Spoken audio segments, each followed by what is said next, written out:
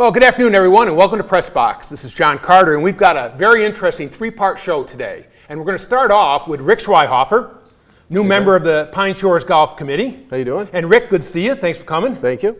Hey, there's been some really interesting new improvements that have been done this year for Pine Shore. We want to go through those for everybody and show them. But talk a little bit about this idea of sprucing up the tee boxes and the markers for the holes. I sure will. We been on the golf committee for about a year now, almost a year. New to the commission. Have a really good, vibrant committee there. I think a lot of good people. And as we went through the course, we noticed that the hole signs have been there for quite some years, and they have a lot of sponsors on them still that aren't even in business any longer, and things like Groff Drugs, for instance, was still on one of the signs. So we thought maybe we'd reach out and see if we could help improve the course, as well as get some sponsors and get some new hole signs up. So we were able to do that with the help of Thorpe Printing. Okay. It was the company that helped us. Lance, very, very helpful, as well as Tony Blanchard that was working there at the time. And we took it on, went out and got 9 new sponsors, and it's pretty exciting. So we're looking forward to a lot more people knowing about them. Well, I've already played there a couple times this year. The course looks to be in great shape. It sure is. Good part of the year to be in there with lots of rain and just everything starting to grow. Yep, yeah, it's in very, very nice shape. Well, let's look through those new tee markers and maybe you can talk about each of the sponsors as we go through them. I sure will, thanks.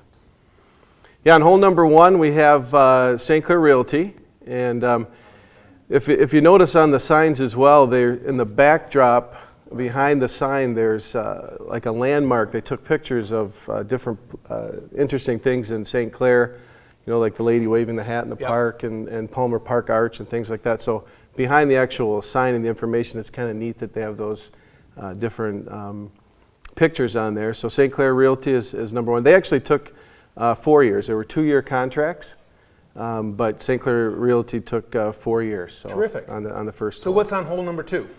Number 2, we have Riverview Credit Union, and that's that short little par 3 there that we have. So that's a nice sign as well. Diabolical is a way of putting that. Yes, that it hole. can be. It can be either really good or really bad, and so that's hole number 2.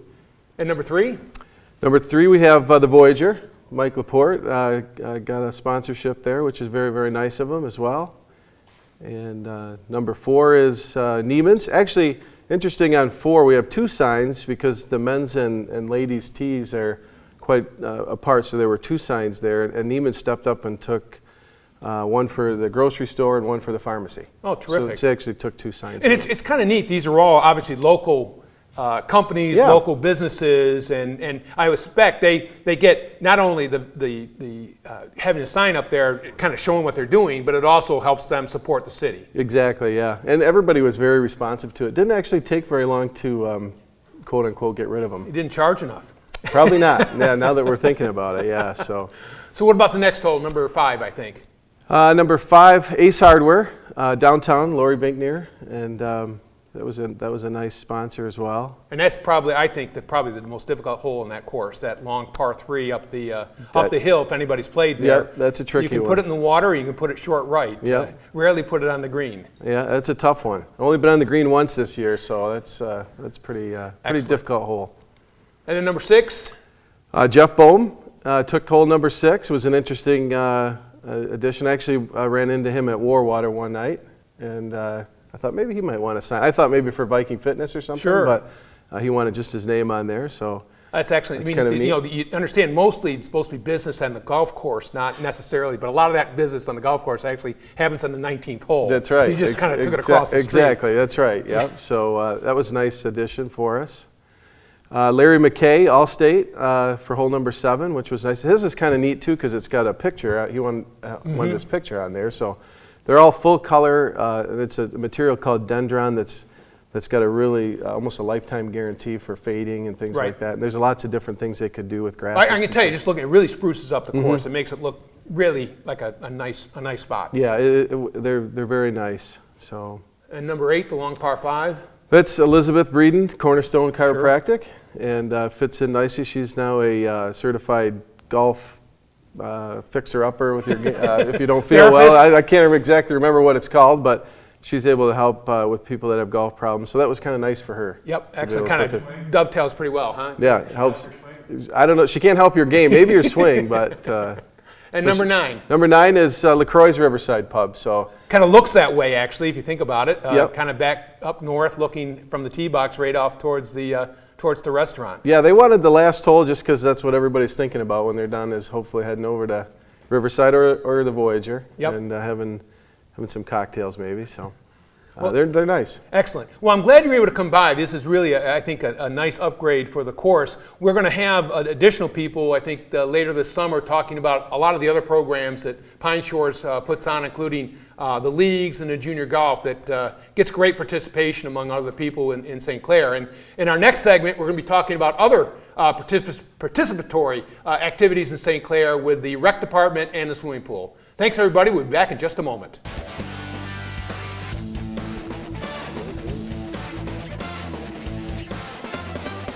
Welcome back, everyone, to Press Box. And to our second set of guests, we have Therese Hawkins. Hello. Nice to meet you. Yes. And John Epley from St. Clair Recreation Department and the Skate and Bike Park. So thanks for coming aboard. Glad to be here. Really am very excited about doing a little show here and finding out a little bit more about your program. Sure. So, but first, tell us a little bit about your background, Therese. How do you get into something like being the Director of Recreation for a city like St. Clair? Well, I'm actually a Michigan State University graduate. Okay. And I graduated under Recreation, Parks and Recreation.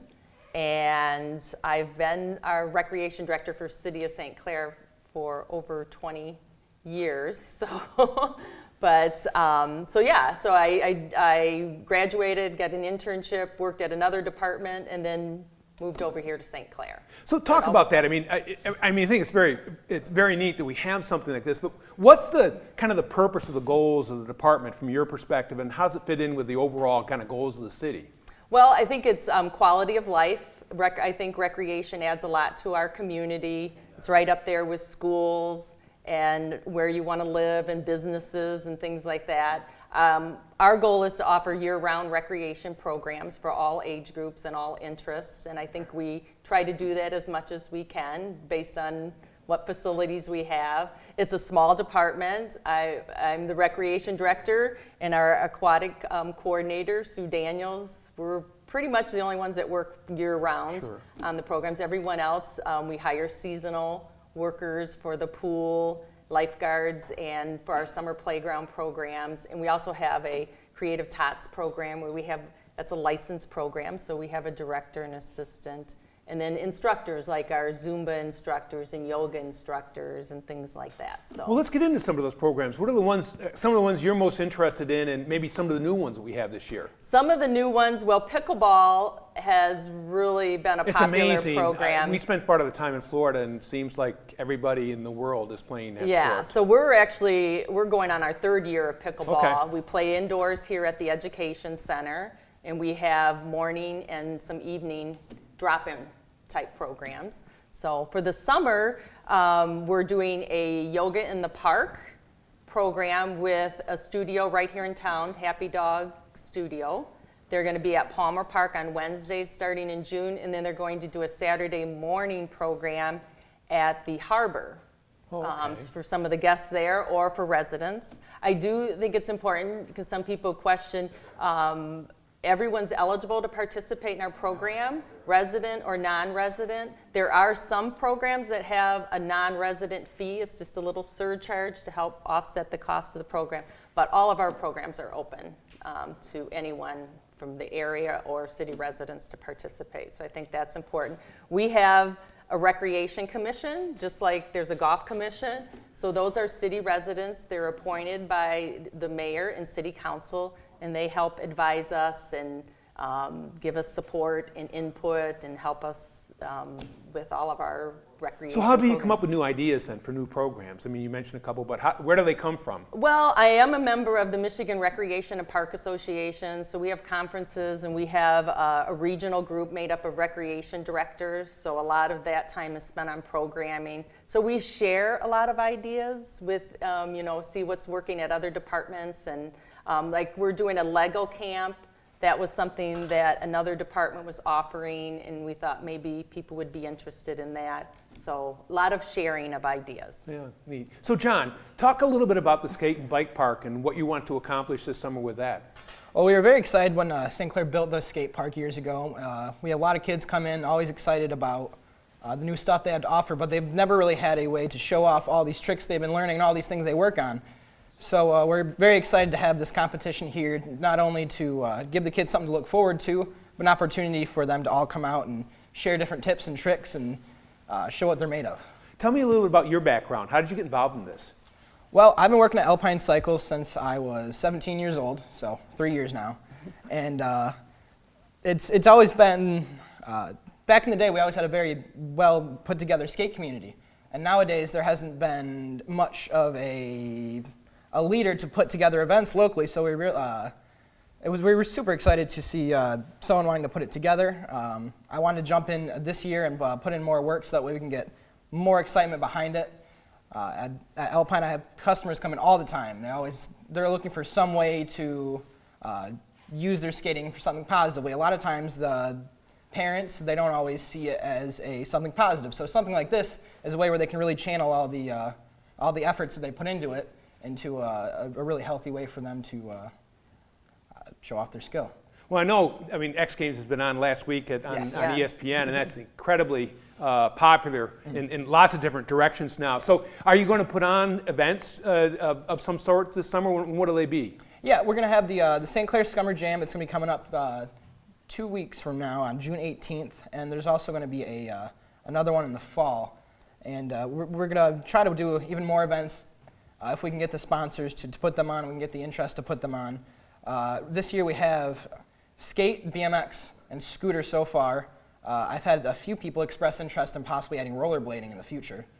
But that's to be determined. We're going to see how much interest we can get on that. Right now we're really trying to build as much interest as we can in the sport so that way there's more people that might want to step up in the community and might want to help build it to be something bigger than it already is. So tell me, let's take skates for example. What kind of events would you be doing in this, or what kind of offerings are there involved in this program? Well, there's a $5 entry fee, and the format of the competition this year, we're not so sure on how we're going to do it yet. But we're going to do one sport at a time. The kids are going to get a chance to. Usually, what we do is there's a jam format as well as a best trick contest. So they get to go out there, and everyone's going to be skating around.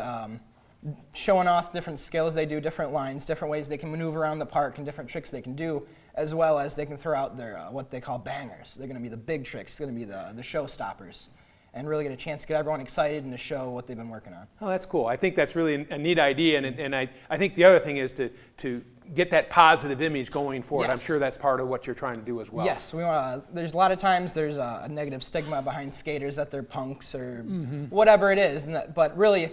The cool part about our skate community here, it's very inclusive, and that's the reason that it's been going on for so many years. We've been open as a skate shop since 1981, and we've been selling skateboards for all these years, and it's been a very inclusive and inviting environment. And stuff like this really helps get the kids out, lets the young people see that the adults that are still skating are going to be open to help them learn, and they're going to be very inviting to help them grow the sport, because everyone around here knows that if you're intimidating and no one's going to want to join the sport and it's going to die. So stuff like this it really helps the community grow, helps the young kids get excited, and gets them excited to get better. Excellent. So Therese, back to you. You mentioned something about some of the younger kids. What are some of the programs for the children here in the city? Well, we do have a preschool program that we offer during the school year from September to May. But for the summer, we have swim lessons, I think, is our most popular event for them. And you'll be talking with some of our aquatic staff there.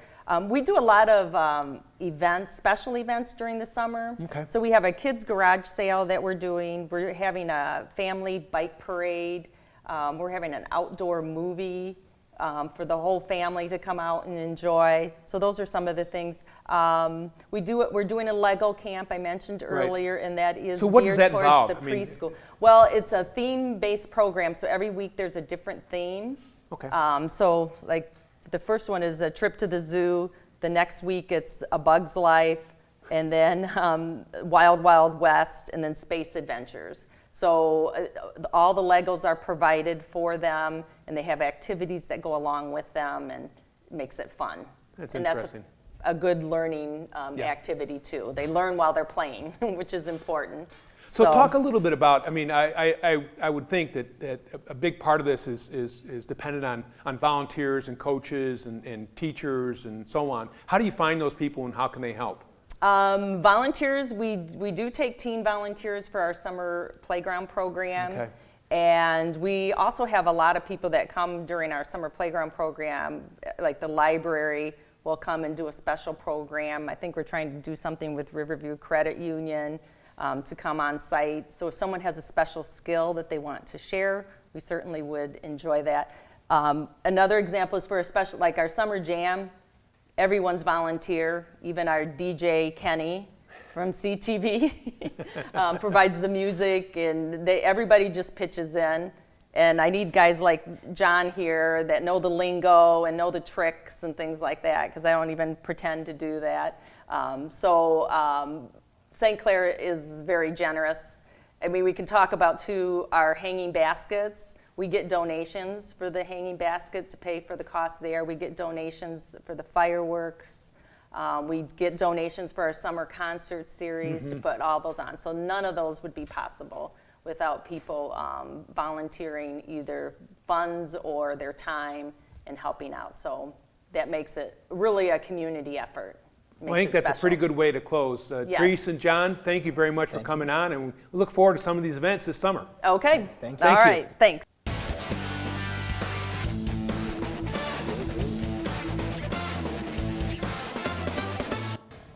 Welcome back, everyone. John Carter here on Press Box.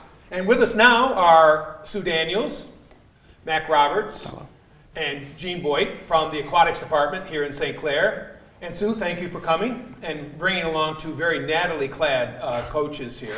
Yes. Have to be impressed. So tell us a little bit about your department and the pool and when it starts and so on. Okay, we're going into our, it has got to be almost 60th year. This pool was built in 1955, and it was built for the purpose of having a safe place for the children to swim to get them out of the river. Because up to that point we were averaging maybe one drowning a year in this area. And so the community bonded together, raised the funds, and built this pool. And it has been here ever since.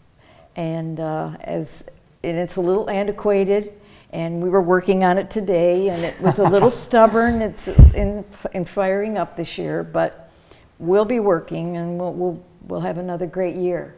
That's a terrific story. I love the idea of the community doing something for the safety of the kids. And Yes. when you live on a river, or in many cases where it's a lake or river, and their kids are going to go swimming somewhere, so you have to teach them how to do that, correct? That's right. That's right. The whole purpose is educate them, teach them the safety factors around concerning swimming, and then you'll get your teenagers that will go back down to the river, but at least they'll have some background in water safety. So Sue, tell us a little bit about your background. How long have you been with St. Clair Aquatics and your relationship or your experience with that pool?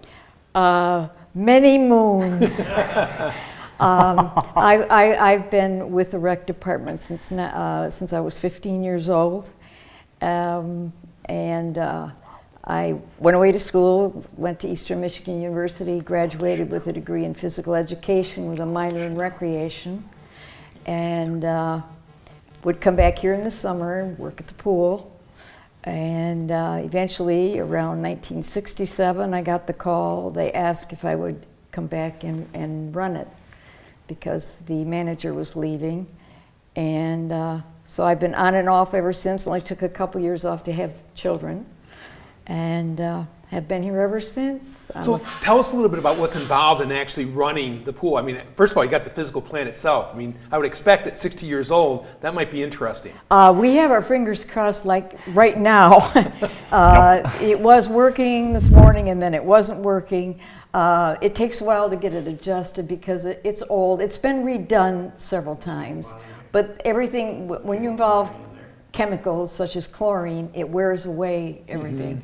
And finally, we'll get things going. She's circulating right now. We just have to get the heater on to heat up the water.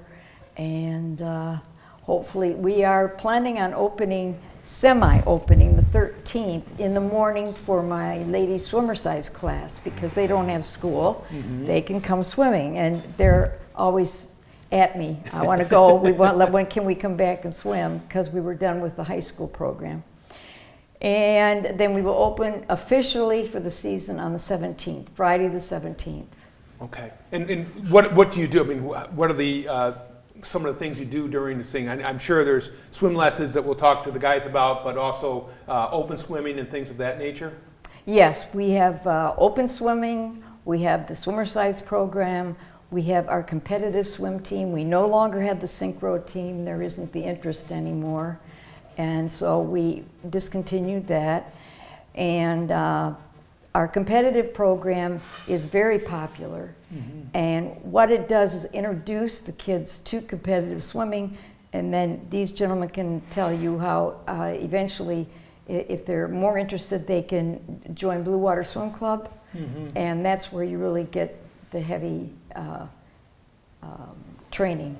Well, and obviously it's been paying off. We had Ken Siggett in here earlier this year, and he had just a tremendous girls swim team, was state ranked all year. So we've got a lot of them working for us this year. Terrific. Yes. Terrific. I like to see the way that comes around. I talked with Denny White, who's a baseball coach, about the kids looking at the baseball players in the varsity, looking up to them. I'm sure exactly the same thing happens with young swimmers. Well, that's what's going to happen. Is they're going to see these championship girls. One is a state champion, and I'm sure they're going to be looking up to these kids.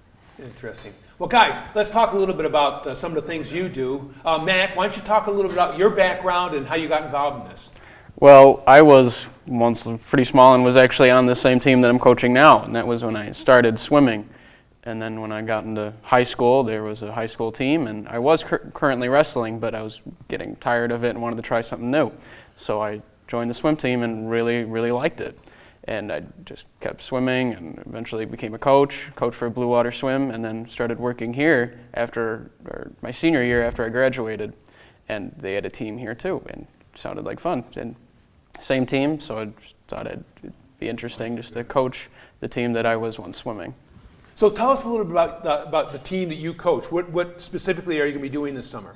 This summer, we'll be dividing it up in levels based on their skill set. The younger ones, which Coach Sheen will be handling, he's going to be teaching more technique, and I'll let him talk about that a little bit. But I'll be taking older ones where we'll be taking their technique, teach them a little bit more, but also be using their technique to teach them how to swim faster. Okay, all right. So Gene, good segue. Tell us a little bit about your background, and then what are you going to be doing with the aquatic departments this summer? Oh man, where do I begin with all of this? My mom actually introduced me to this very program when I was 3 years old. I was actually taught by Sue, where she called me Gene the Dancing Machine. I like to dance a lot. I have no idea what I was doing when I was 3, but that's besides the point. And so I grew up with this program. I grew up here all my life, and I absolutely love the water. And so when I finally got into high school, I'm like, hey, why don't I try to join the swim team? And when I did, I was introduced to Carol Seaman. She was an old retired swim coach, and I absolutely fell in love with the sport. She was my hero growing up, and so I kind of model what I do after her. You know, she keeps fun in swimming, and that's what I bring to the table whenever I coach. So I have the little guys, the little tiny, like from 3 to like 8, the little tiny guys. And so what I want to do is I want to keep the fun in it, because John, who was sitting over here a little bit before, he was like, if a sport is intimidating to someone, they don't want to do it anymore. They go home to their mom and say, hey, Mom, I don't want to do this anymore. This guy is terrifying. And they don't want to do it anymore. So my job is to make it friendly for them, you know, teach them, hey, swimming is absolutely fantastic, and let's have a lot of fun together. And I'm hoping to keep it in there. So tell me a little bit about some of the teams and the programs you do. what exactly, in terms of, do we do competitions here? How does that work? Yes, we have competitions. We'll have 3 home meets and 3 away. Okay. And we do host them right here across the street at the pool. And we get all our lifeguards and watch the pool. And some of the other lifeguards will help coach those days and make sure everybody gets their spot. And every kid swims. It's a lot of fun. We make sure it's fun for the kids. That's great. So Gene, you mentioned, I mean, I think there's sometimes this idea that swimming, you get up at 9 o'clock in the morning and you jump into a cold pool and so on. Yeah. So how do you get the little kids interested just from the start? Oh, that's a good question. Normally, it's usually their parents saying, hey, we live right next to a river. It's time to learn how to swim, because Sure. that is a huge danger. That's the reason I got into the pool, was because, hey, Mom was afraid that I was going to drown. And so, which is horrible, but that's besides the point. But once they hop into that freezing cold water and they're like, oh my gosh. It's not freezing cold. I think it's freezing. It's always cold. 82 is cold too. But if you're in the pool and you're like, wow, this is actually incredible. I love doing it. And I'm actually really, really good at it from what my teachers and what they have taught me and what I've been instructed. They grow and learn and they just evolve with fun, you know? Yeah. It's a beautiful, beautiful thing. It's wonderful. That's how I started off. And I agree. And again, we were talking about how really some of the high school teams in the area, but St. Clair in particular, has just had tremendous success. And so you're taking kind of I'll call it the intermediate level and moving them up, right, Mac? And so what are you looking to do? What are you looking to accomplish when you take a kid at, say, 9 or 10 and then move him or her to the point where maybe they could swim competitively interscholastically? Well, we try to get them to, like when they're learning all their technique, they don't really know what it's for. We try to get them so they just use it for their swimming for each stroke, and it excels them and pushes. Sorry. No, that's fine. So, I mean, we've got the biggest swimming event in the world coming up this summer with the Olympics. What will that mean? It motivates the kids. There'll be probably a lot of kids out for the swim team. It does. When it's Olympic year, we pick them up. Yeah, there's not a day that doesn't go by on an Olympic year and there's a kid that'll come up to me and say, Gene, I want to be just like Michael Phelps. Yep. I'm like, you go, you do you. Yeah. It's inspiring, it really is. I want to be like their heroes. And I would assume that, you know, one of the things that we can offer besides the competition is just some practice time as well, right? Which is, I mean, I'm not a swimmer, but I know swimmers. I understand it's important to have the practice time involved, right? Because you have to build up the laps and the time. The endurance has to Yes. be built up, yes. Technique as well. Yep. Technique's important, but you've got to have the endurance too. Okay. Because my grandson did his first long course swim meet just a couple of weeks ago. Never swam in a 50-meter pool before. And the whole feeling, and I know my daughter said the same thing, it's when is the end ever going to come? Because they're used to 25-meter pools and 25 yards at the high school. And so these are all the kind of things you introduce the kids to, so that by the time if they really are interested, they could join Blue Water Swim Club, and that's where they really take them into technique and really work them and develop them and send them to meets where they meet other athletes that can really inspire them. And we used Peter Vanderkay, who's a friend of the family. We used him as an example. He has done a lot to motivate our kids, and we even send a couple of kids to camp that they ran at the University of Michigan with some money from my husband's memorial. And so we try to get these kids to camp, try to get them interested, but mainly over here at this pool, it's introduce them to it. My program is babies, from 6 months, I'll take them at 6 months, to, about 3, because about 3 or 4, they're ready to move on to level 1. Usually when they get through with me, they can handle the level 1. But we do it through games and fun and songs, and they don't even realize that they're learning something. Oh, we're blowing bubbles under the water because we're singing this and this kind of thing.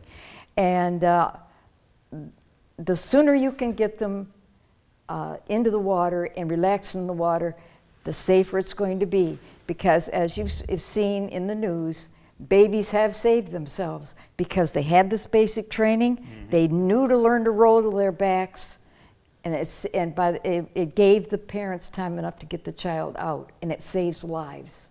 And that's what we're all about. Well, I can't think of a better way to kind of sum things up. Sue, thanks very much for coming. Guys, good luck with your teams and your coaching this year, and thanks very much again. Thank you so much, Thank you John. for having us. All right, this is John Carter saying good afternoon from everybody, or for everybody here on Pressbox, and look forward to seeing you all next week. Good show.